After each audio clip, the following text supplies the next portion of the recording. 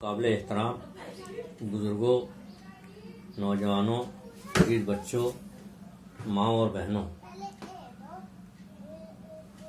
Corona की जो बीमारी है ये मालेगांव में अचानक नहीं आई।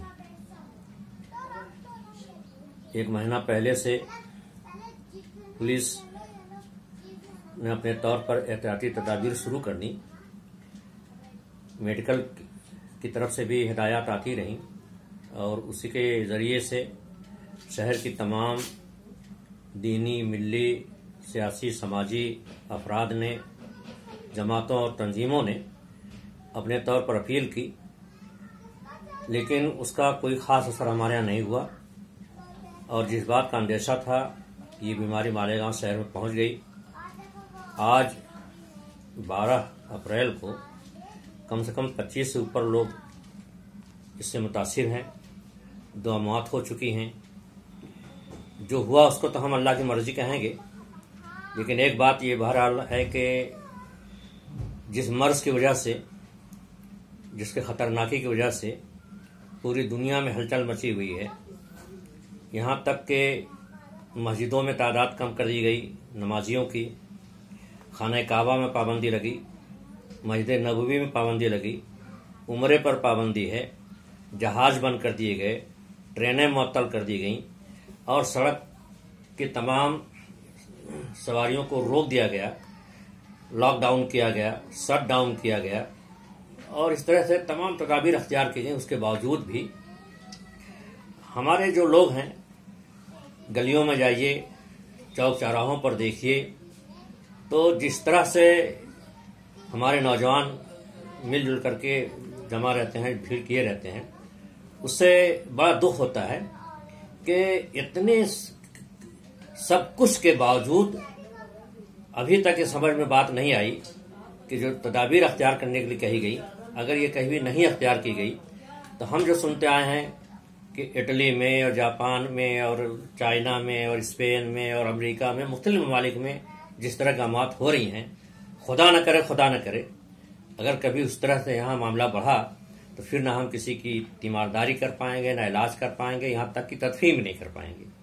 इसलिए ज़रूरत इस बात की है कि अब से हम बेदार हों और पूरी मुस्तैदी के साथ इंतजामिया की तरफ से, तिब्बी अमले की तरफ से जो हिदायत आ रही हैं उसको हम अख्तियार करें और इसको हम मिल करके रोकना है। ये सबकी जिम्मेदारी है, सरकार की भी जिम्मेदारी है, पुलिस इंतजामिया की जिम्मेदारी है, दीगर कर्मचारियों की है, तिब्बी अमले की है और आवाम की है। दीगर सारे लोग अपनी जिम्मेदारी अदा कर रहे हैं, लेकिन आवाम ने अपना वो रोल, हकीकी रोल अदा नहीं किया जो अदा करना चाहिए था।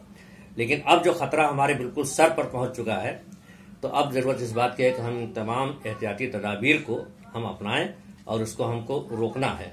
इसको रोकने के लिए हमको कुछ नहीं करना है, सिर्फ खुद रुक जाना है। हम अपने आप को अपने घरों में रोक लें और बिला वजह न जाएं। बाहर अगर निकलना है तो हम एहतियाती तदाबीर जो भी बताएंगे उसको हम करें। सब लोग जानते हैं, बार बार बात आई है। मैं कई बार ये सोचने में मजबूर हूं कि आखिर इतने सब के बावजूद हमारे नौजवानों में इसकी अहमियत वाज़ेह क्यों नहीं हुई। एक बात ये हो सकती है कि हम जो हर तरह की गफलत का शिकार हैं, तो यहाँ भी वही गफलत, वही कोताही, या यह कि हमारे अंदर जिस तरह से मुसलमानों में दीगर तमाम जिंदगी के शोबों में जो पश्ती तनज़ुली है, उसी पश्ती तनज़ुली के शिकार हम हैं कि हमको समाजी शऊर नहीं है। या ये भी हो सकता है कि हमने अभी तक ये खबरें सुनी और पढ़ी हैं, हकीकी तौर पर अपने लोगों को मुतासिर नहीं देखा है, लेकिन अब तो वो नौबत भी हमारे यहाँ आ गई है। और एक चीज़ और इस सिलसिले में होती है कि वो हमारा ये दीनी अकीदा की अल्लाह मालिक है, जो होगा देखा जाएगा, ये बहरहाल दीन की बहुत गलत ताबीर है। ये सही तरीका नहीं है। अल्लाह ताला के नज़दीक इंसानी जान बहुत ही कीमती और मोहतरम है और ये अल्लाह की अमानत है। इंसान को अपने सेहत और अपने जान को बचाने की सारी तदाबीर अख्तियार करनी चाहिए। अल्लाह ने उसके अहकाम दिए हैं। नबी करीम सल्लल्लाहु अलैहि वसल्लम की कोई सुन्नत ऐसी नहीं है जो सेहत और जान को बिला वजह खतरे में डालती हो। और इस सिलसिले में तो एक रवायत इतनी वाज़ेह है कि अगर एक शख्स ने, एक सहाबी रज़ियल्लाहु अन्हु ने आप सल्लल्लाहु अलैहि वसल्लम से पूछा कि क्या मैं अपने ऊंट को रस्सी के जरिए से खूंटे से बांध कर तवक्कुल करूं अल्लाह पर, कि ऐसे छोड़ दूं। अल्लाह के रसूल ने कहा कि नहीं, खूंटे से बांध कर तुम अल्लाह पर भरोसा करो। इसका मतलब यह है कि इस तरह के मामलात में जो भी ज़राए और वसाइल हैं, हम उन सब का इस्तेमाल करें और बाकी हम अल्लाह पर छोड़ दें। यह है दीन की सही ताबीर, सही तरीका है कि हम तमाम असबाब को, ज़राए को, वसाइल को जो हलाल हैं, जायज़ हैं, उनका हम इस्तेमाल करें और उसके बाद हम अल्लाह पर छोड़ दें। ये अल्लाह पर सही तवक्कुल है। तो बहरहाल मेरी तमाम लोगों से यही गुजारिश है कि ज़्यादा से ज़्यादा अपने घरों में रहें, बाहर न निकलें, मस्जिदों में जाकर के मुअज्जिन को और इमाम को परेशान न करें और तिब्बी अमले की तरफ से, इंतजामिया की तरफ से जो है एहतियाती तदाबीर के तौर पर जो बातें कही गई हैं, जो हिदायत दी गई उस पर अमल करें। घर से बिल्कुल न निकलें और अगर किसी वजह से निकलते हैं तो मास्क लगा के निकलें, सोशल डिस्टेंस को कायम रखें और